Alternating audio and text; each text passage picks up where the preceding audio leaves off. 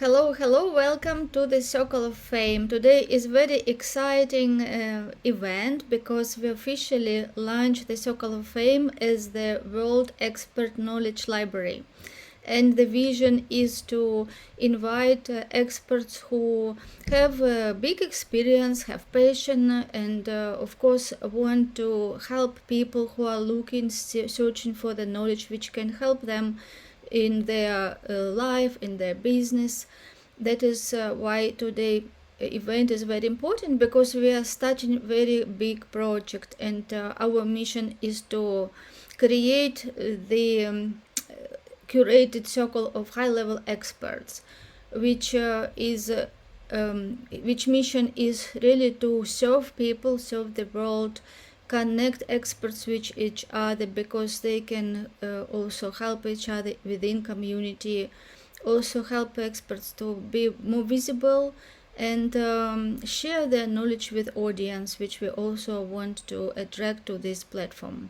So I appreciate every one of you who joined us today, and I also would like to introduce moderator Vangelis Kilogero, who will help me today to make this event the most beneficial. And this event will be historic because this will be first our panel discussion, or we call it today expert conversations in the World Expert Knowledge Library. And this information, what we generate today and you share, it will stay many years in the library and will serve so many people. So we come with the intention to bring the best, our knowledge, expertise, our best intentions, because what we share today can be very beneficial for people who will search for this knowledge, and people who will listen to you sharing, they will resonate with you, and then later can contact you and ask for help privately. So with this we start our first event, and Vangelis will proceed further. Thank you, Elena. So welcome everyone to the Circle of Fame panel discussion with the topic Health, Wellness, and Longevity. My name is Vangelis, and I'll be your host, facilitator for today. And I'd like to introduce our panel, and I want to thank all of you for taking the time to share your thoughts from your life. So let's just go around the room here, and let's start with Dr. Larry Waldman. Give us about 30, 45 seconds. Talk to us a little bit about your experience and where you are and so forth. Thank you. Well, I'm in Southern California at this point. Otherwise live in Phoenix, Arizona, but not in the summer because we want to get out of the Phoenix furnace. I'm a semi-retired clinical forensic psychologist, but at the same time, I'm also a certified personal trainer and yoga instructor. So I look at wellness and so forth, not only from a psychological perspective, but also a physical or medical one as well. Perfect. All right, Dr. Annika. Hi, I'm Dr. Annika from Sweden. I'm a medical doctor in family practice, the whole span of things. And today I work more with this as a mentor, as a stress strategist, and a calm creator for business leaders who want to find a calmer, more profitable life and stay healthy. I guess that's all for now. Okay. Hi. Michael? Yeah, hi, I'm Michael, Michael Upstone. I've worked with frequency healing technologies for 18 years now. I'm the president of an organization called Keep Health, and we offer the research and the information to the public about how to access these technologies. And for our members, we support the technologies with the information on how to apply them, and also add in a holistic element to the strategy, covering other things like detoxes and nutrition and supplements and things like that. And I've written 3 books on the frequency healing area. Excellent. Elena? I am a founder of Circle of Fame and Mindset to Results, very passionate about human potential and success, and also creating this platform where we can unite experts and create that proximity which associate with trust, with high-level expertise, and serve the world in the big scale internationally. Very good. And I am Vangelis. I have been in the corporate world of technology for several decades. And I not only just talk about the technology, but also bring in the human element. Because a lot of times the remedy for a network issue or a company issue is not always a business remedy. It sometimes is the psychological barriers and stuff. Okay, so thank you so much. Before we begin, I'd like to set the intention for today's conversation. As Lena said earlier, our purpose is not simply just to exchange information, but it's because information is everywhere. But our purpose is to create an experience that allows people to recognize something for themselves. Each of you that are participating in this panel, you're here because you have lived what you teach. And as we move through the questions, each person will have around 2 or 3 minutes per question. And I invite you to speak from those experiences. Share the moments that shaped your perspective, the lessons that possibly changed the way you think, and the insights that emerged through your practice rather than just theory. For those joining us today and those listening to this recording, instead of just simply collecting the information, I want you to listen for the moments where you recognize yourself in someone's story. Ask yourself, where am I in this? And what is one thing I can begin applying in my own life today? Our intention is for this conversation to become more than just a panel discussion. It will become an experience that each of us can carry forward. So let's start with our first question. What does true health mean to you, and why do you believe so many people misunderstand it? And I'd like our guests today to think back over your own journey. Think about a moment when your understanding of health fundamentally changed, perhaps through your own experience or someone you helped or through something that maybe challenged what you previously believed. Help us understand not only what you believe today, but maybe what changed the way you think. And to our audience listening, ask yourself again, where am I and what can I take away? So who would like to start? Um, Larry? Dr. Larry? Okay, go I'll ahead, start, please. Thank you. sure. Okay. Well, listening to what you just said made me think back almost 20 years ago or so. I thought I was rather fit for a 50, 60-year-old person and so on. But the yoga instructor at the gym that I frequented was telling me that, yeah, you got the strength down, that's clear, and looks like you're doing aerobic things, and that's good. And then she said, but what about flexibility and balance? And I went, oh, who needs that, right? Well, she had me do a couple of things, and it really, really awakened me.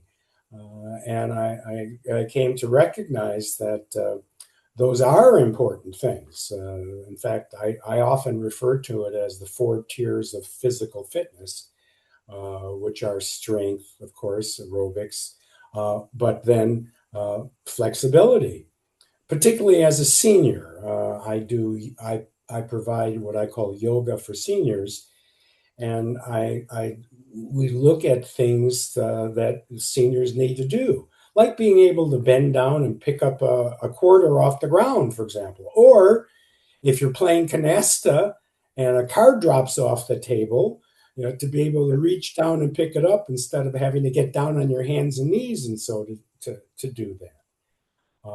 And of course, balance.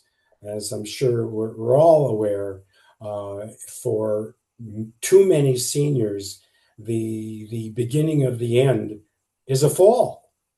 And that's because we've lost our balance. It's sneaky, if you will. and we don't recognize it until we do fall. And a bad fall can, as I said, become pretty much the end of our normal living. So Now, you said something awakened in you. What? Tell us a little more about what awakened in you. well, the fact that here I thought I was doing what I needed to do, and and and it turned out that I was only doing half of it. And what that did lead to is that's why here I am. I'll be 80 shortly, and I can do frankly anything now than I could 30, 40 years ago. Neither of my sons would dare challenge me to arm wrestle, I like to say. But it spurred me on to become certified as a trainer and as a yoga instructor. So I do a number of classes now, typically for free, at both places where I live, either in Phoenix or here in Laguna Woods. Trying to again get the point across that true physical fitness at this point, that I'm speaking just about that, does have those four areas, and just hoisting weights and running on the treadmill, while they're very good, those are good things to do, is not the whole story. And so having that flexibility and balance is also crucial. Let me ask you one more question, then I'll go to the next person. So when you then realized that starting that flexibility, it took some time, correct? Because, yeah. Oh, absolutely. Well, yeah, it took a lot of time, frankly, a lot of work.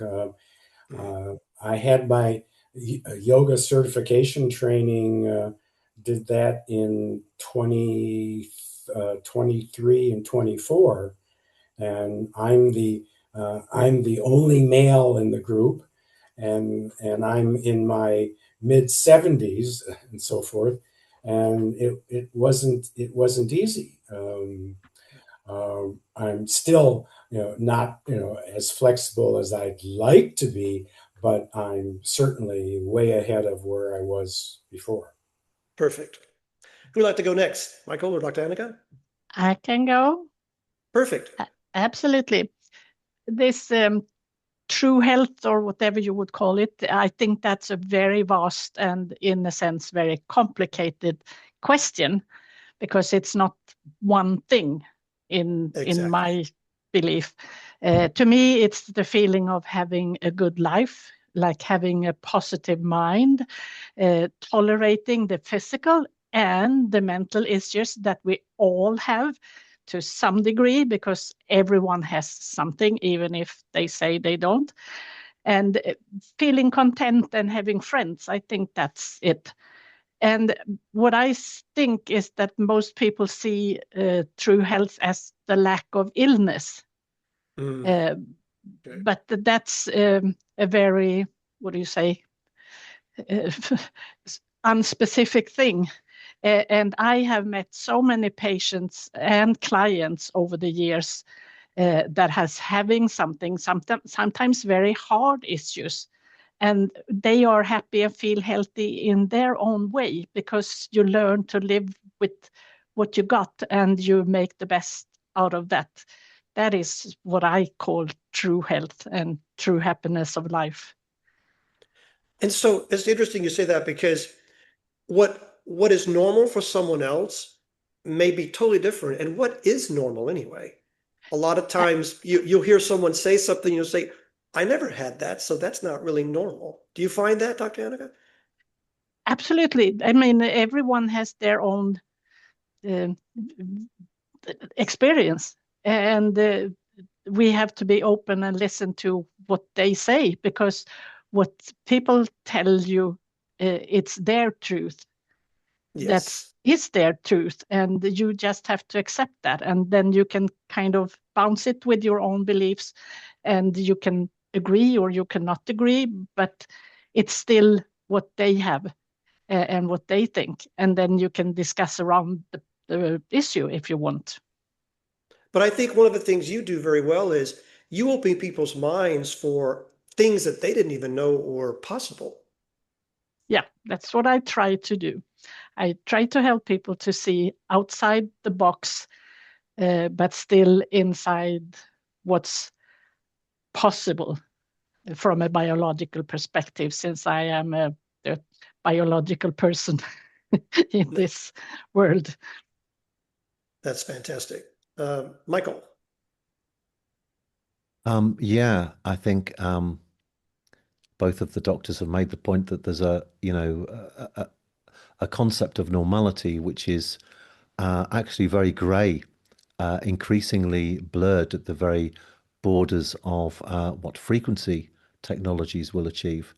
So what I mean by that is that, I think most people's immediate perception on health is a concept of normality or a return to something before an illness or an injury happened or something.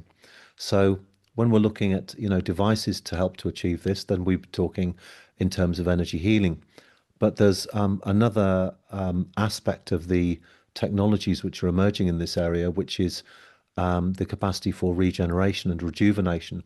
So what I mean by that, as opposed to energy healing, is that energy healing would typically be something that applies to fast results on healing, on repair, on pain, on inflammation, things like that. Whereas regeneration is the undoing of an illness or an injury or even an emotional trauma as if it never happened. So in practical terms, when we're talking about the physical body, what we mean is the potential to prevent or undo scarring, for example, because once we've got a scar, it tends to perpetuate. But we can actually tap into the concept that everybody's body was created from a single fertilized cell, and the whole body had to be created from this minuscule entity. So the whole template was there. So there is this potential, and we are sort of exploring this at the moment.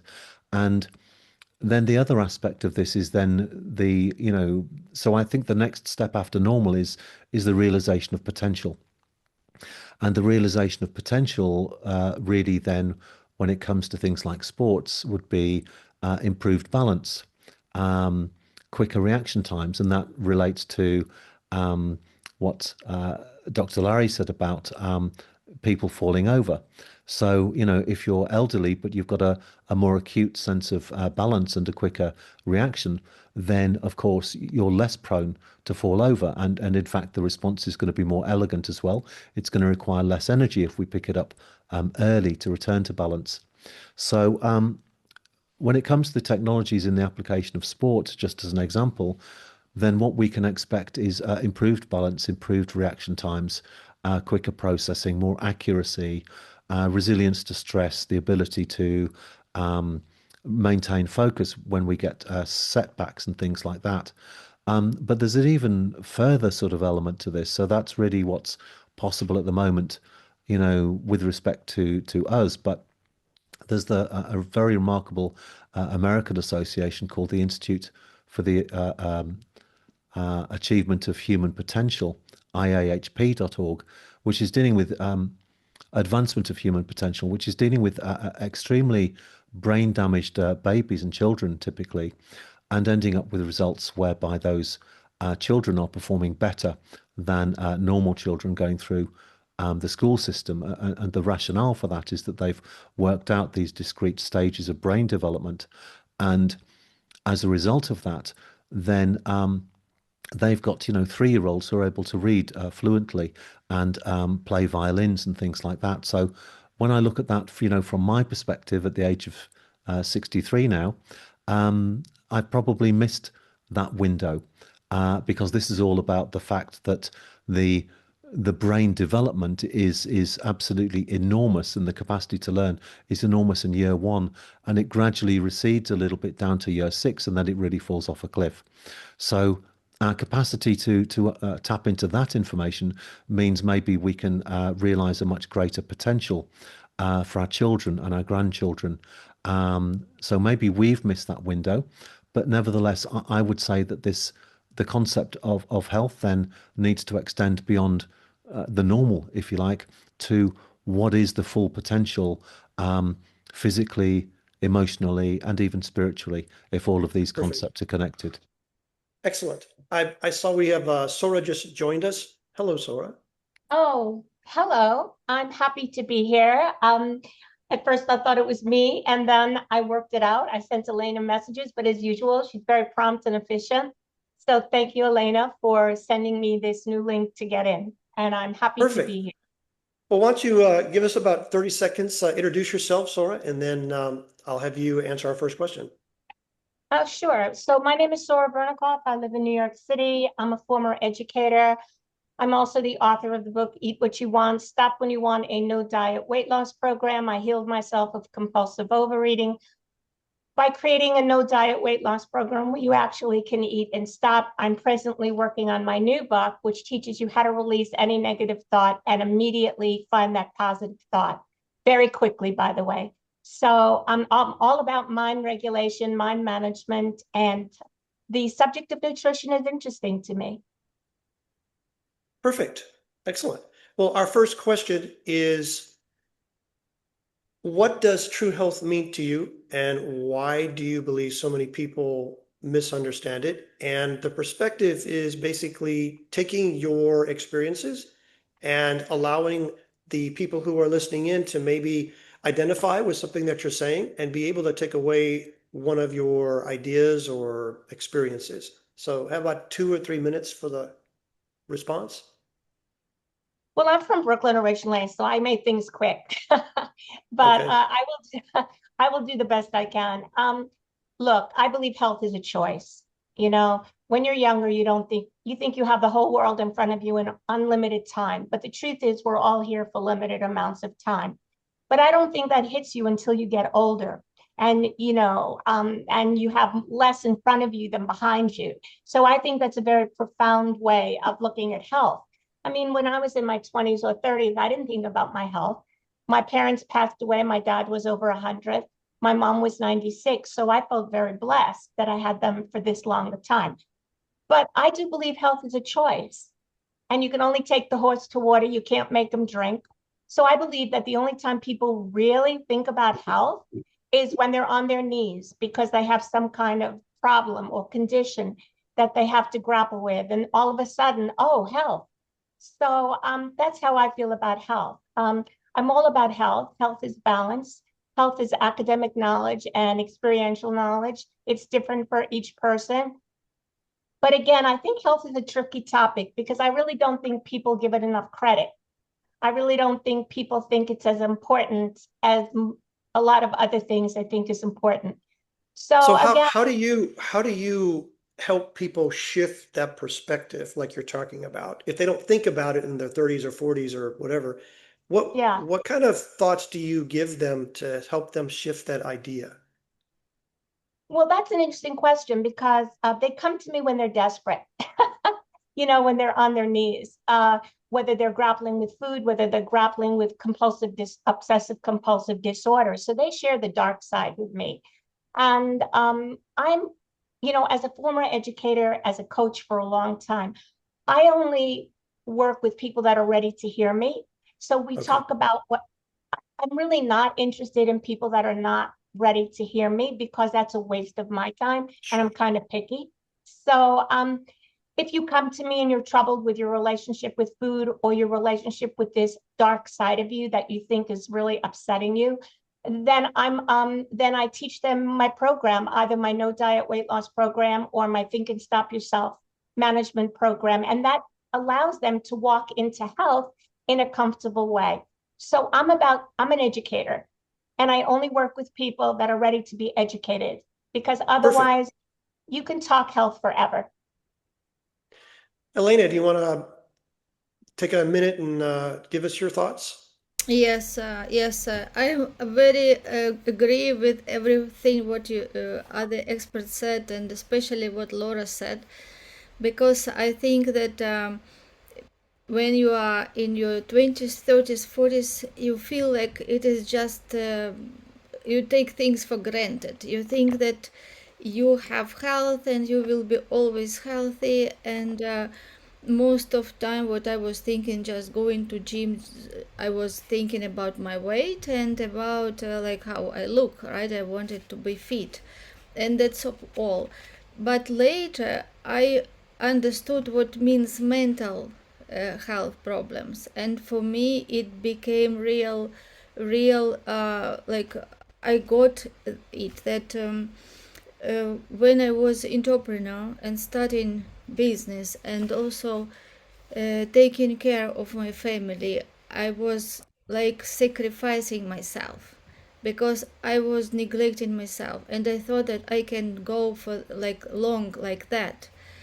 And then I realized that we have limits, we don't have unlimited resources. And then I understood what means mental health, when I couldn't sleep, when I couldn't focus, when my mind was just jumping from one to another one topics.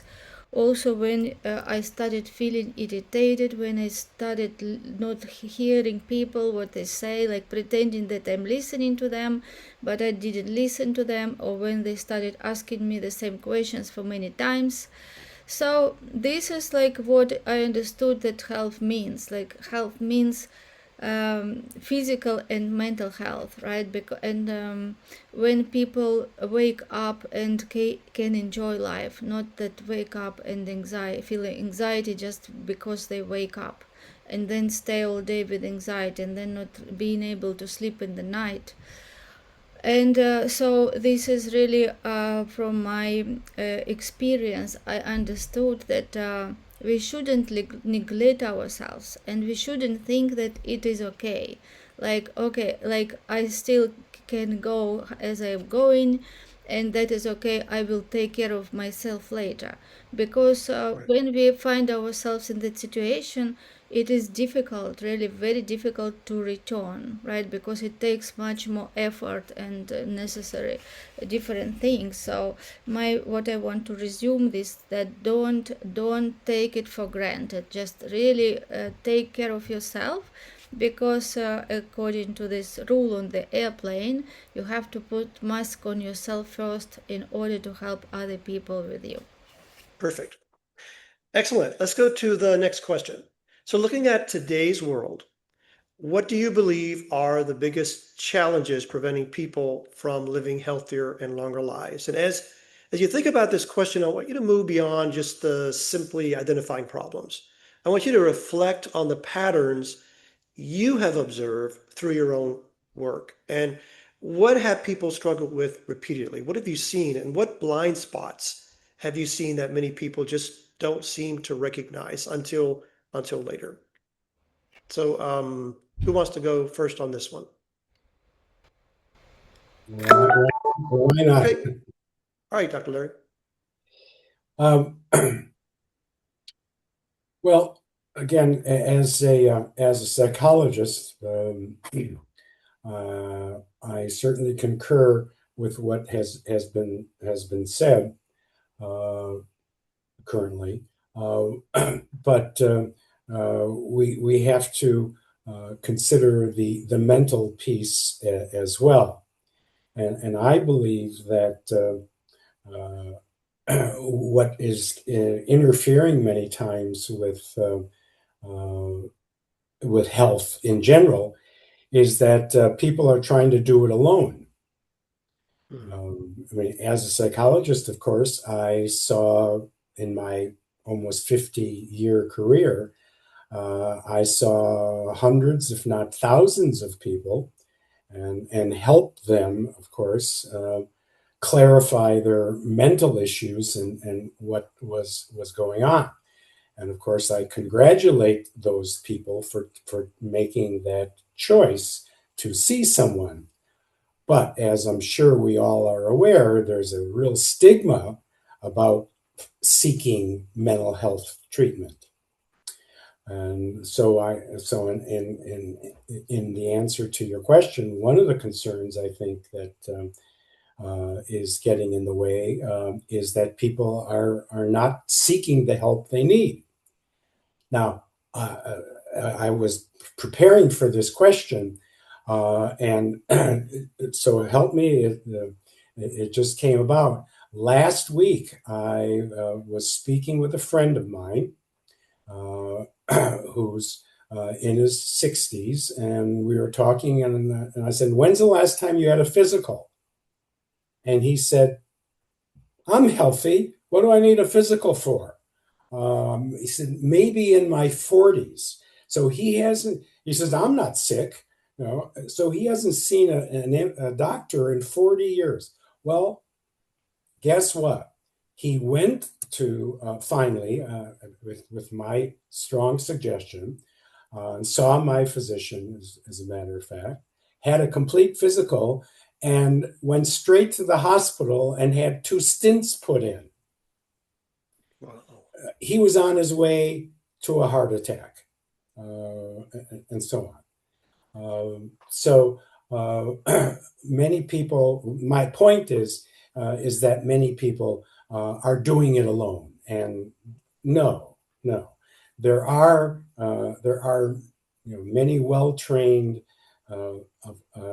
medical doctors, of course, and psychological professionals that can help you along this road of being healthy. Perfect. One thing that I heard you say is, I'm healthy. My question would be, compared to what, right? And that's what you just help prove with your scenario there.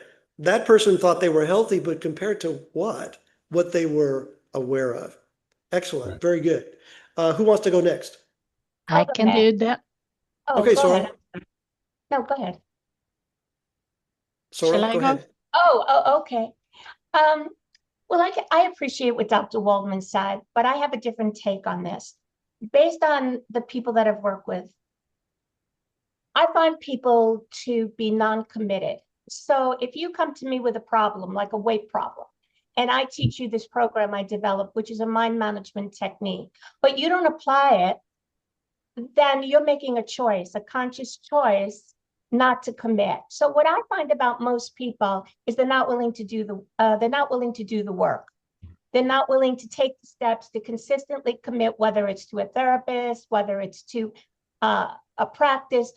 But the thing about therapy, and the reason I like a person to be empowered by actual techniques they can draw on at the moment, is because I live in Manhattan, and there's a bus that passes me all the time, and it says, "Life happens between your therapy sessions." Life happens, 99% of life happens between your therapy sessions. So I'm all about teaching tools that at that moment of pain, at that moment when you're going to eat the whole cake, you know how to eat and stop. And then you can see your therapist, which I'm not, and you can discuss why you might want to eat the whole cake. But I don't want to use the word lazy. I just think people today are very overwhelmed. And I think they're not willing to commit to a practice. They're not willing to commit to a practice. And it's only through constant repetition can you heal yourself. Another thing that I've noticed is that there's a lot of resistance to healing. Because in my own opinion, when you heal, you have to put death to something and you move to the unknown. And that's part of the process, but people don't know that. They think if they put death to something, a pattern, whatever, that they're dead. But the truth is you have to die to recreate. But I think that should be spoken about more, that healing is a process. And you might start with a resistance to something, but it's a process, and the other end is growth. And I don't think that's talked about enough.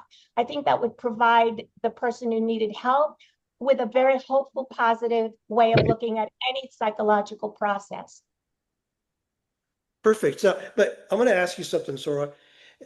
If a person has difficulty committing to something, what if that's a psychological barrier? What if that's a belief system that was programmed into them? How do you work with that?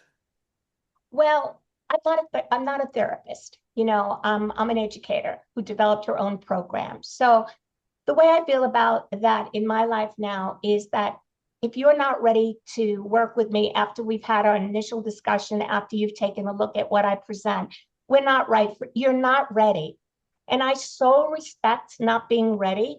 I believe that my gift to anyone is allowing them their space, not trying to control them, allowing them to be where they are at the time they are. So my gift to them is a discussion. Okay, I'm good with that. When you feel ready, come back to me. They may come back, they may not come back, but my gift to you is your space. Okay, perfect. Dr. Annika.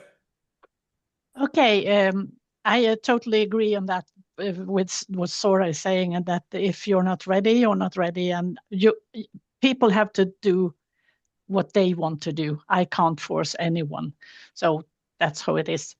And when I see this problem, what's the biggest challenge is preventing people from living better and longer lives is when we look at the world today, how life is, it's not fit for our long-term biological limits from back 200,000 years ago, because we are built for regularity, healthy food, regular rest and sleep, and movement. And that's just the base of how we as bodies and minds function. And the world today offers so much fast food in enormous amounts, and we eat too much because our brain doesn't know when to stop, because we don't know when we will get food again, because that's what we are programmed. And we also eat a lot because so much of that fast food is fat and sugar, and that makes us feel good here, and we keep eating because, yes, I want more, I want more, I want more. Our bodies were also made for movement and hunting for food, hunting animals or walking and picking berries and all those stuff. And now we can sit as a couch potato and you can just binge eat everything, and you can order it and they will come home to you. So the society helps the bad parts of how our brain functions, or the backside of it. And we also have a 24/7 society giving us our brain very short rests. It keeps going all the time.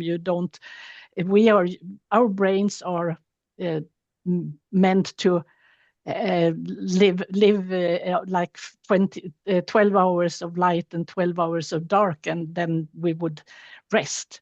And all these factors, they take a toll on our bodies and derange the body from the inside out. And that's how we get ill and die earlier. And so how did you get past that though? Did you just have something inside you that just said, I need to pay attention to this? Was that just something that was inside you already, or what did you have to do? Well, it's about knowledge, and you have to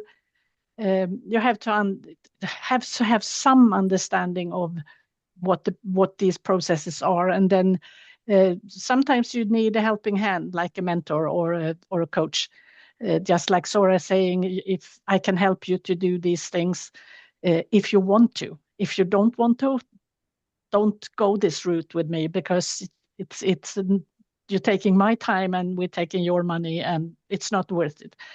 I think that's a challenge, because It is a we're always challenge. taught to help everybody. And I think Yes. you're actually removing the person's knowledge that they have the power when we help people that don't ask for help. Do you see that, Dr. Annika? When they don't ask for help, Yes. if they don't ask for help, who's gonna? There is no way to help people who don't ask for it or who don't open their eyes, because I can't see through people. But I have, with all the patients that I've met over the years, I mean thousands, there are sometimes you just have to understand, I can't force you anymore, I can't do anymore, you just have to live. And I can see that they are going down the bad route, but I can't do anything about it, because I can only live my own life and they can only live their own lives. Exactly. Perfect. Excellent. Okay, Michael. Yeah, I think certainly I think the initial perception in this area would be things like deficiencies and stress and lack of regular sleep, exercise, all those things that are really problematic in the modern world, especially due to an absence of local, organic, fresh food, so that the food we're eating is demineralized and everything. But I think from sort of the frequency healing perspective, there's two interesting lenses to apply here. One is the concept that the mind has to come first, and then the body follows, because what we often find with these frequency technologies is that they don't care what the mind thinks. They can just facilitate healing very rapidly, obviously depending on what the modality is. But I think that is only a part of the picture. I think the biggest problem probably is a combination of patterns or programs, but an even bigger one than that is quite simply that people very often, when we're talking about probably any of these related subjects, it's just outside someone's conceptual framework. So I would equate that to a blind spot, if you like. So we're all looking at each other now. We all see each other absolutely clearly. But until I mention it, we've forgotten about our blind spot because our brain tends to fill in this information. So I think the most fundamental sort of conceptual side of this is just simply the understanding that other things are possible, and quite often we can create an intellectual box for ourselves, out of which nothing else really exists. So, and that closes down our openness to possibilities. And I think that this is really probably one of the most fundamental problems. And then there's the feeling of disempowerment, which is okay, that might be possible, but how am I going to deal with this? So the technologies have a very sort of interesting potential role to play here. But I do think this is quite prevalent in society, this very, very sort of limited conceptual box within which we operate. And that, in a way is also a denial of hope. Because if people really have hope, then I think it gives them a sense of purpose as well, and a sense of capacity, that there are, typically little incremental steps that we can take actually to start to improve the situation. But sometimes we can make huge leaps, of course, as well.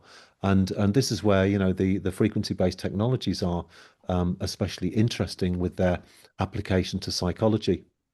So, just as a little sort of example of that, when we deal with chronic illnesses, what we tend to find is that so we're talking about, long-term, often degenerative illnesses, for example, that when we treat those successfully, what happens is that the latest symptoms get resolved, and then the prior symptoms and the symptoms before that and the symptoms before that.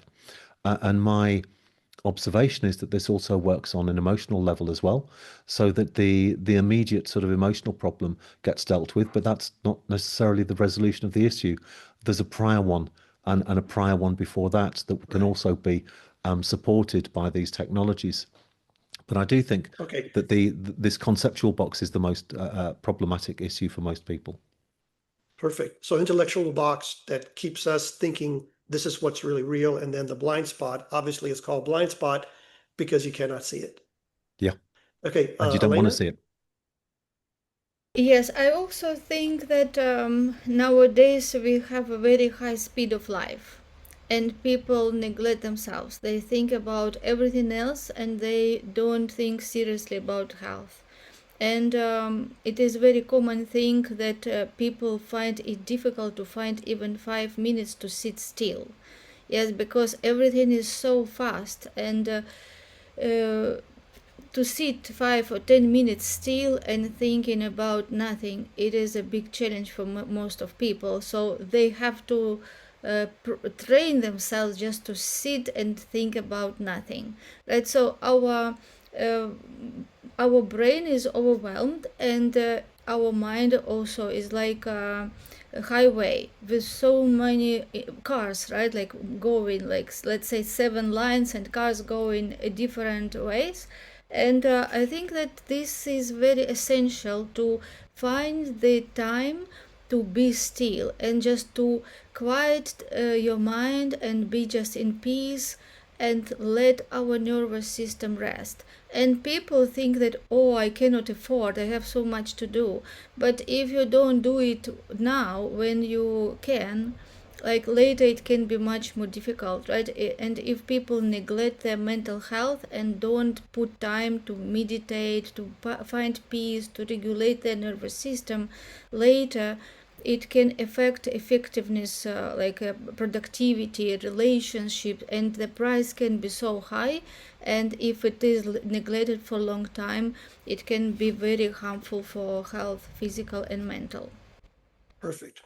Now, the previous question was, what are the biggest challenges? This next question is, what are the greatest influences? So we just talked about what are some of the challenges people have. Well, what are the things that influence a lot of the things that are going on with people? Dr. Annika, why don't you start with this one? So what do you see are the biggest influences of affecting health and longevity? Yes, absolutely. I see all the factors that I mentioned in the last question are the important ones to have long-term health and well-being and longevity. And it's sleep, eat, and exercise, because that's the base of how we for our life. That's our body. But we also need regularity, because our bodies needs the rhythm, and our brains, they are full of biological clocks that goes for when to sleep, when to eat, and all the hormones and all other things in the body. And they want us to follow them. And of course, we can eat whenever we want, because we have that possibility. But that's going to break the rhythm of if we don't eat with our rhythm. So when those clocks are out of rhythm, that's when we get ill. So regularity is extremely important. And also another thing for longevity is having a social network, even if it's a small one. We need connection with other people, because we are herd animals. And that is extremely important for longevity. There are studies. That's one of the things I think is critical. You said is that when you were saying they, who is the they you were referring to that cause all these things? What do you mean by that? I mean everybody.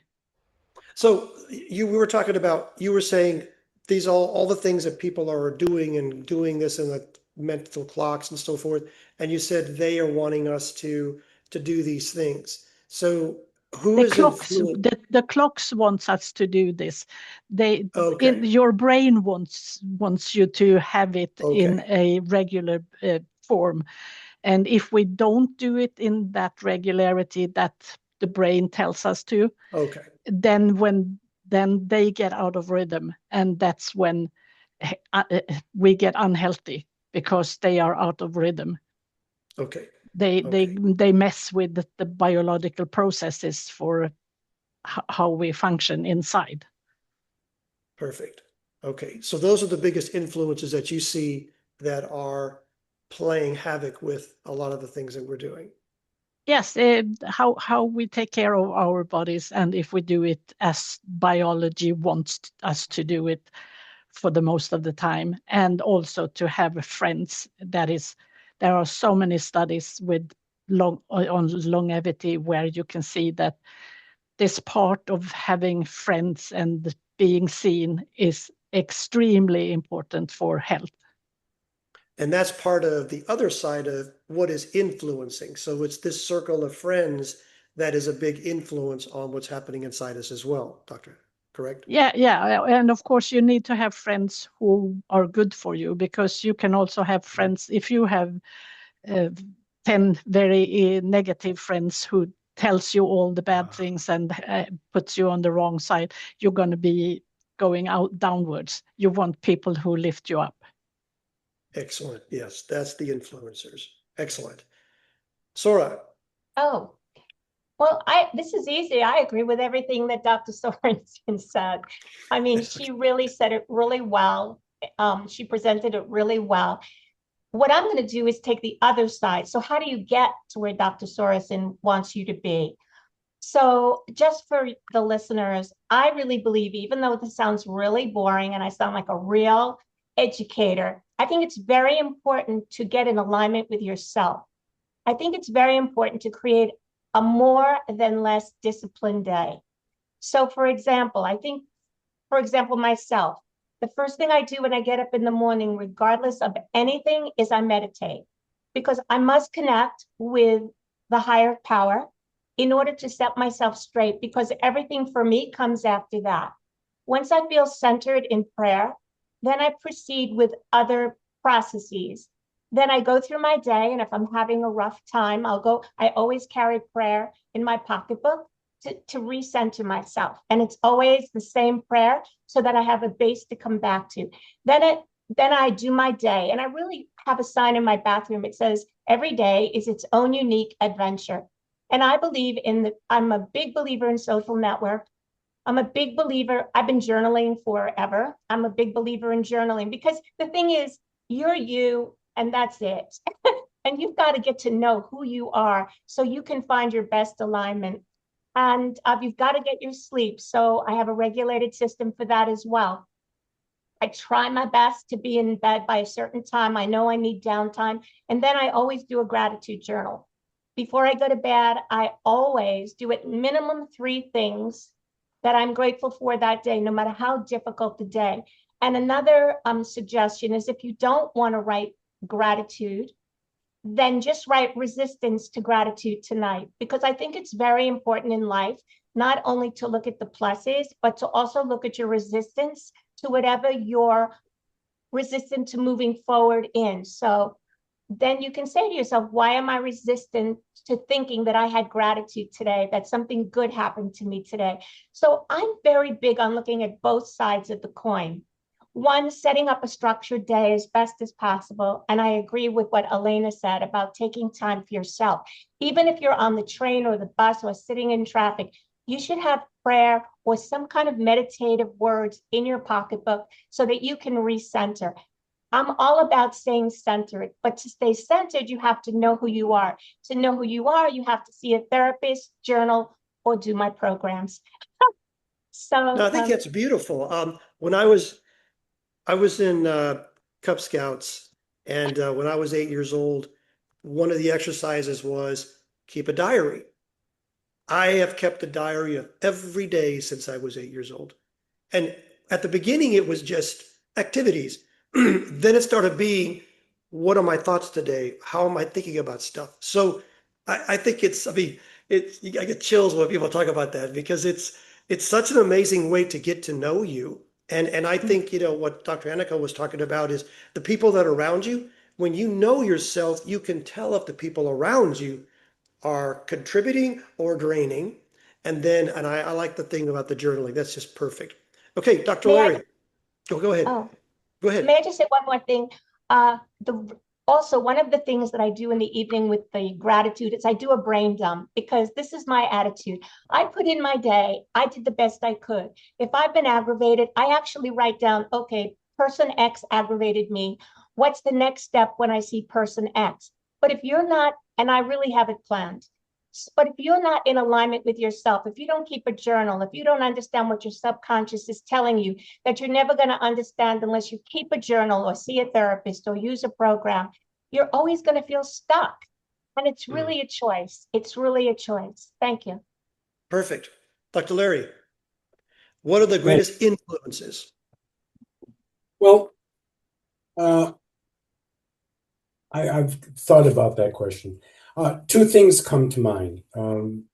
One is what I refer to as stinking thinking, negative thinking, particularly with seniors.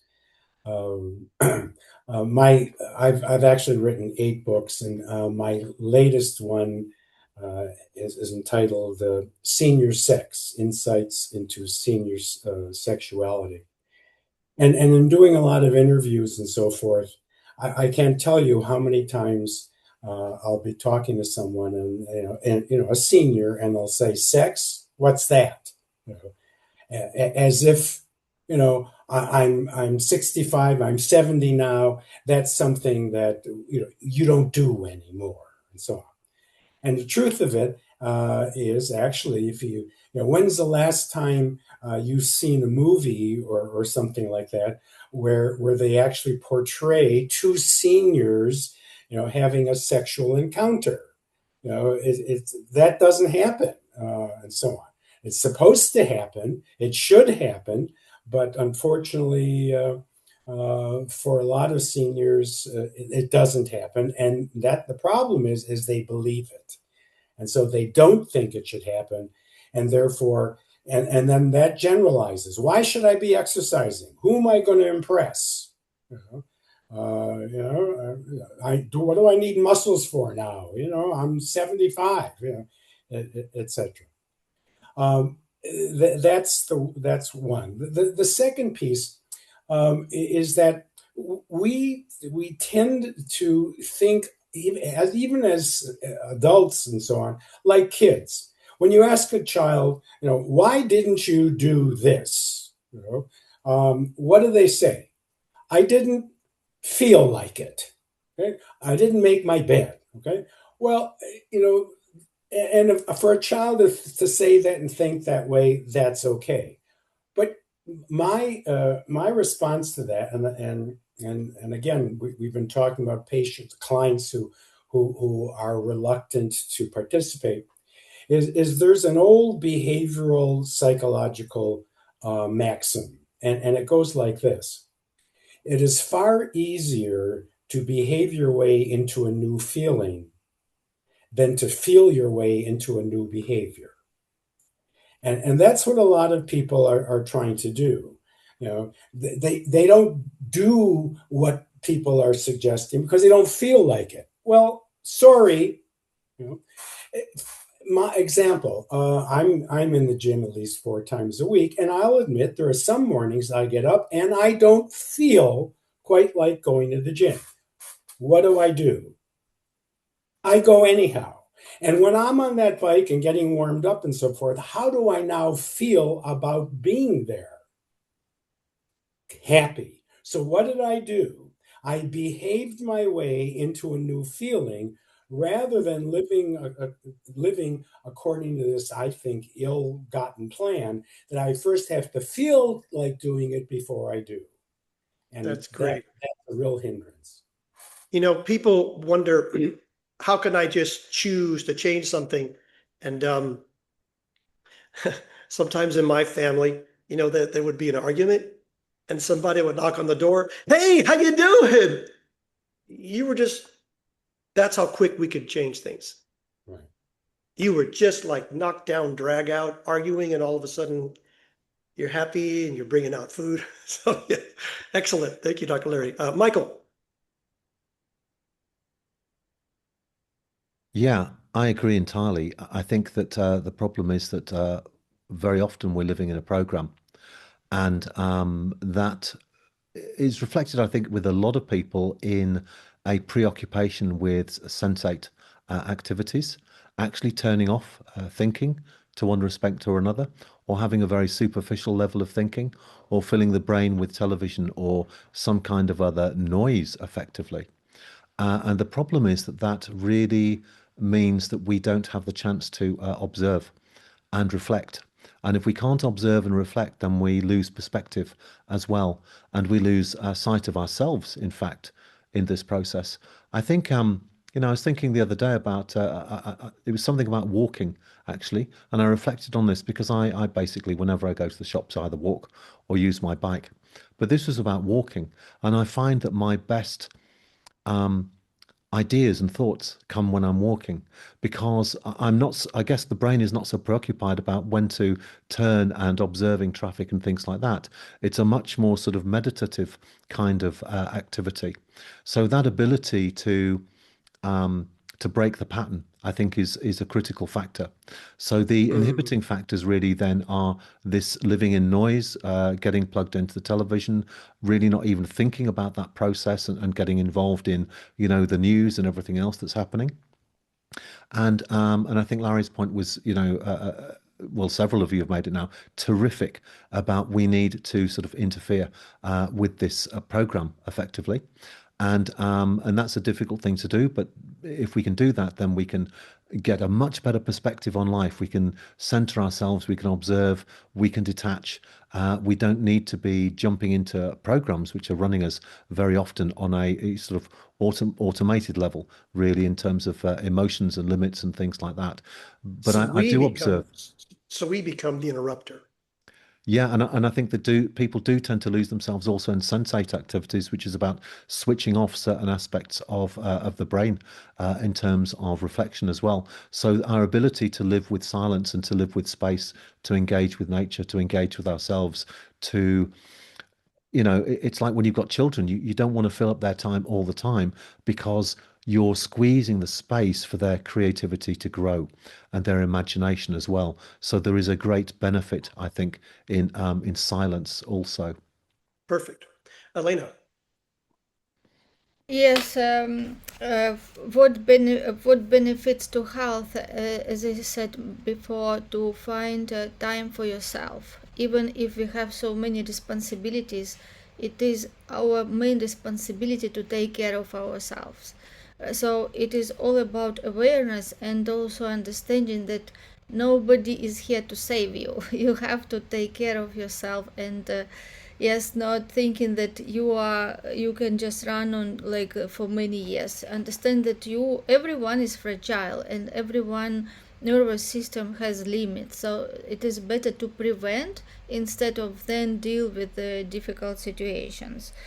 So Perfect. this is also about having big goal. I think that big goal is very important because big goal can give inspiration. Yes, and person when he knows himself, knows what he really want, and have big goal and knows why he want that, it can be extra source of encouragement and excitement.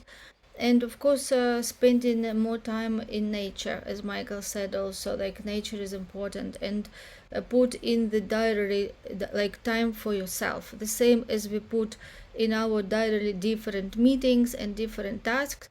We can plan also time for ourselves, and when it is in our diary, this is where we can really be with ourselves and do some activities which will keep us healthy. Perfect. Okay, the next question. What is one common belief about health that you believe people should question or rethink? What do you think is a common belief about health that people should rethink or recalibrate on? Sora, why don't we start with you this time?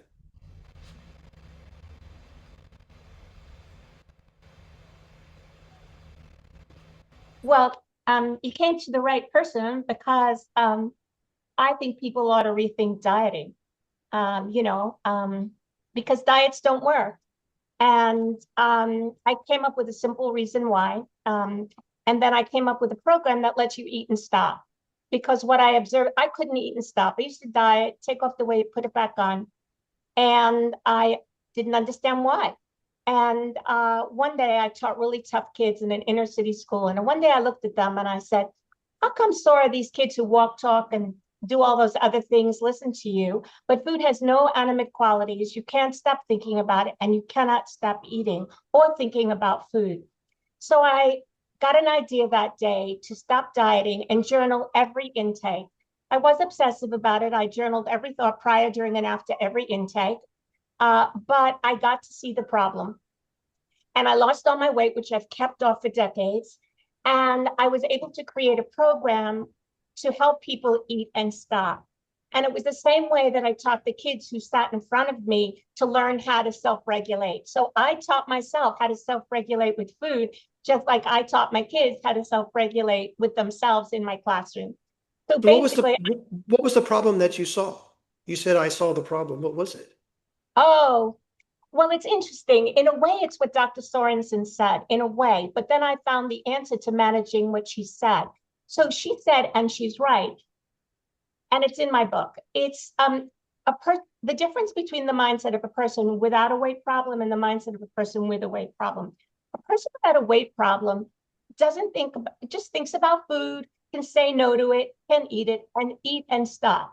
Oh, I think I'll have half this piece of rye bread. And they put the other half back in the bag.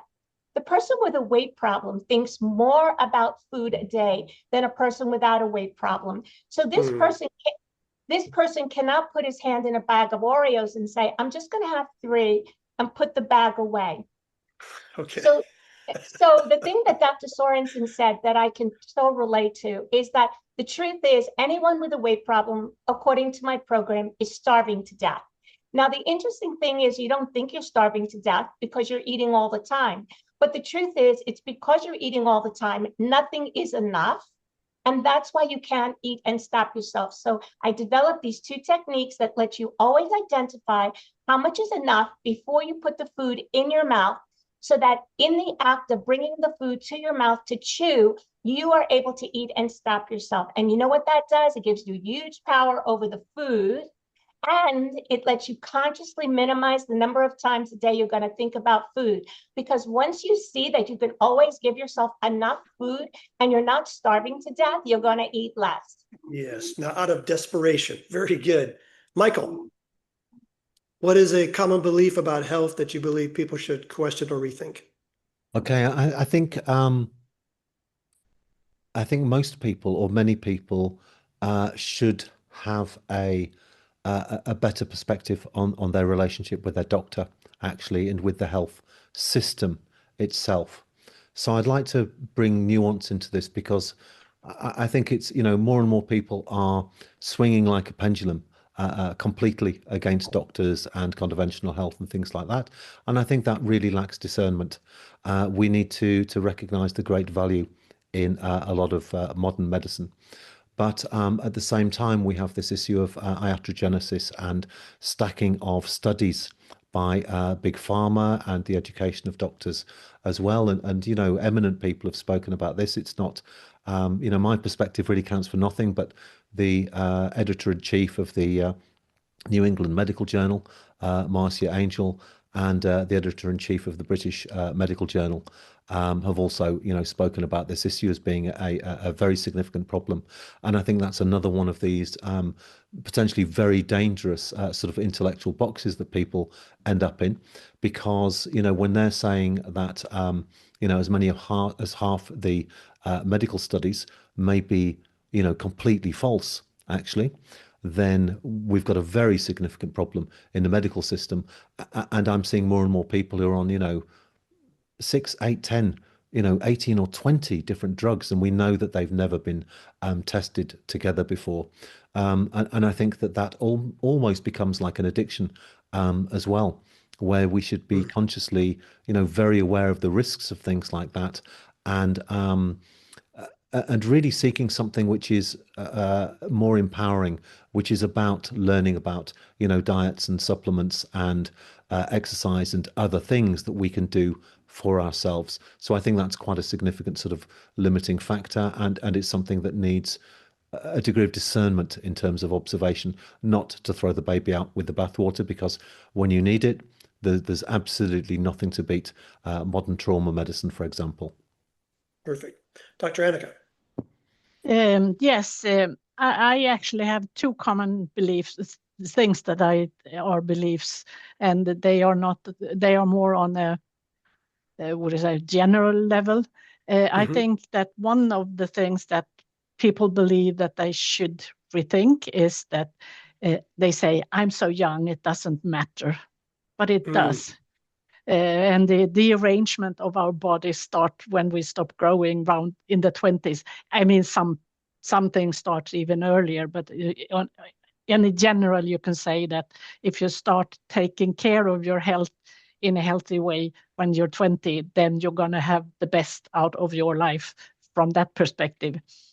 So that means that the age matters. Somebody else before, I don't remember who it was, talked about when people think that I don't have to start to care for my health until I'm 40, 50 or 60. But that's not true. If you really want to have a healthy, long life, the best is to start from the beginning, actually. If you can give your kids a good, healthy upbringing, that would be the perfect. Now, when did this? Okay, go ahead. The second thing that I thought of when I saw this question was that people say, I have bad genes. My family have always had this, whatever it is, and I will too. So it doesn't matter what I do. This is my destiny. I don't have to care. So I'm just gonna live on as always because it doesn't matter. And absolutely, genes do matter to some extent, different depending on what illness we're talking about. But if you always do the best you can with your health, you can get the best out of your life and change the trajectory for some, depending on what it is, of course. But you can change the result by taking good care of yourself, even if your family has whatever it is. Those are two things that I have seen over the years that people say. When did you start paying attention? Was it in your 20s, 30s? When did you do that? When did you start realizing it? I think that I was around. I had a very traumatic thing happening when I was 34, and I think that's when I really realized what life is about. Okay. That so woke it was an me event up. that happened. Okay. That's great. So you have been for all these years really turning things around for yourself then. Yes, I have tried to look at things from the bright side and see what good I can do for myself and for my kids and my family and so on. So it does matter how you care for yourself all the time. Perfect. Dr. Larry, common beliefs. Well, I've touched on this previously, but I'm a firm believer that there's just too much ageism operating, and unfortunately, too many seniors are buying it.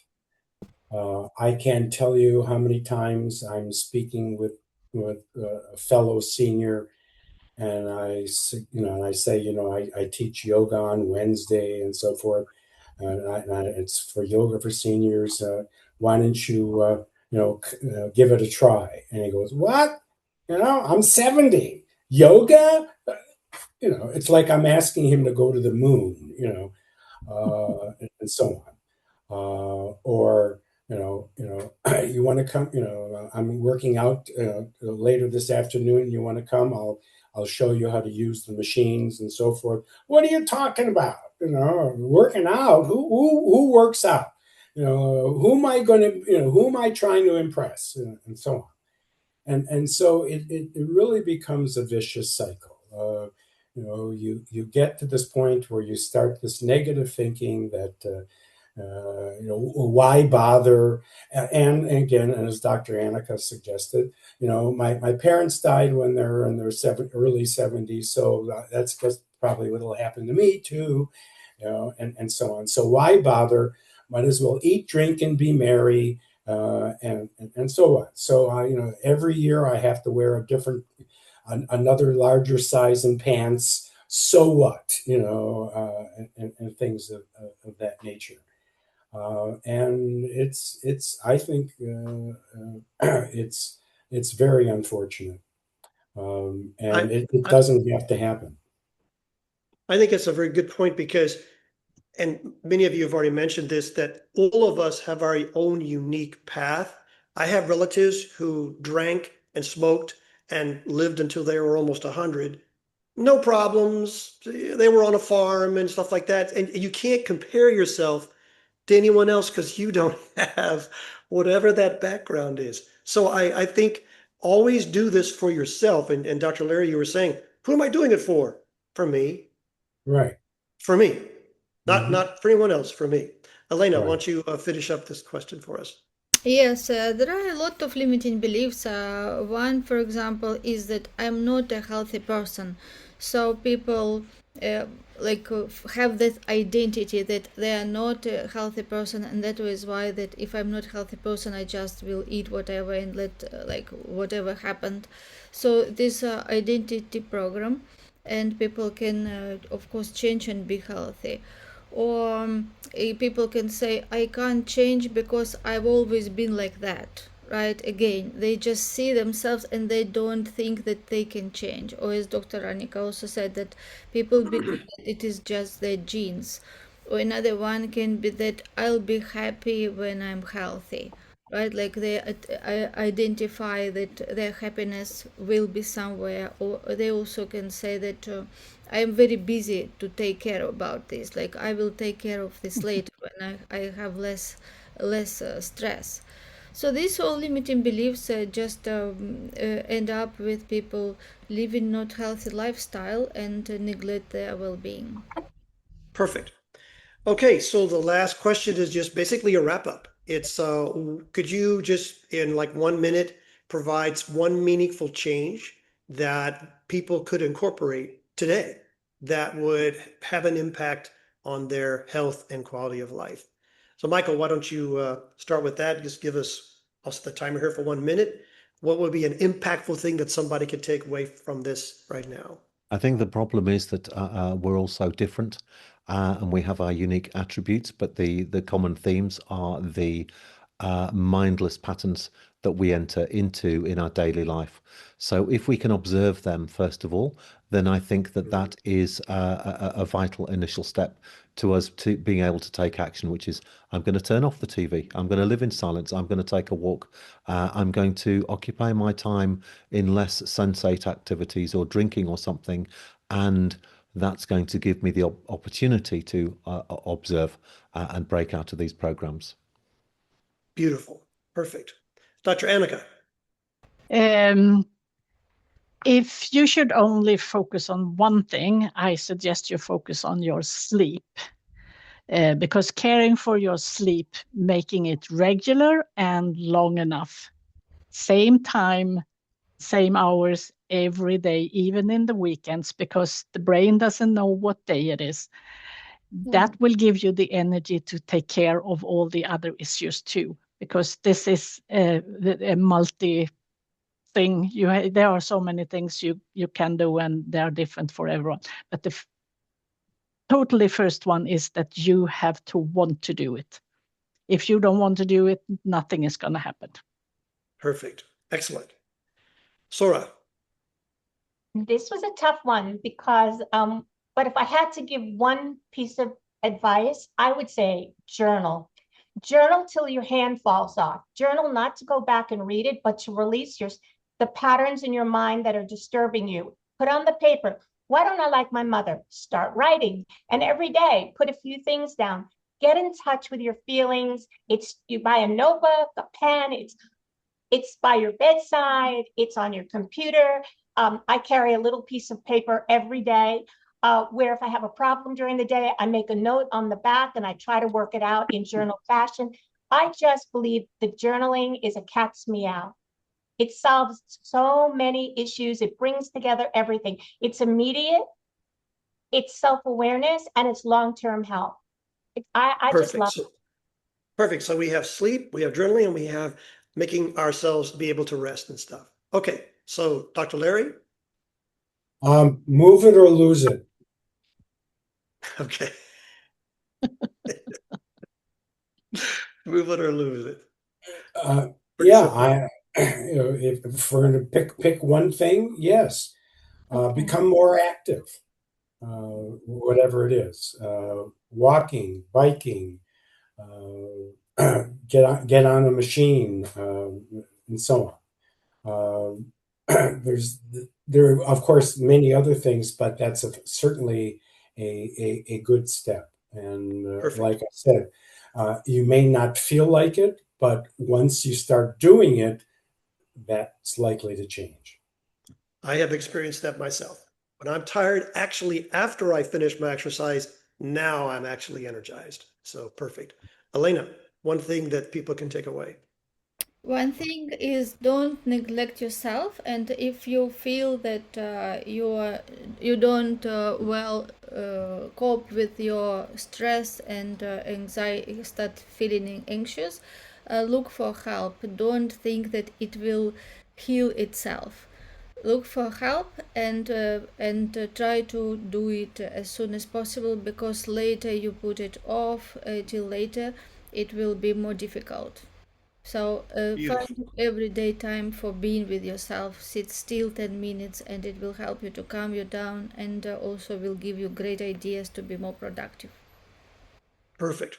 Well, thank you so much. I took a lot of notes today, and I trust that you who are watching will also do that too, because there's a lot of things that we can just apply immediately, and you can start seeing the benefits. I am really happy that everyone here spoke about the things that they have done in their own lives. So this is real. It's not just wondering. We have experienced all these things. Thank you, everyone, for your participation, and we will see you in our next panel discussion. Thank you. Yeah, thank you everyone, and see you soon again.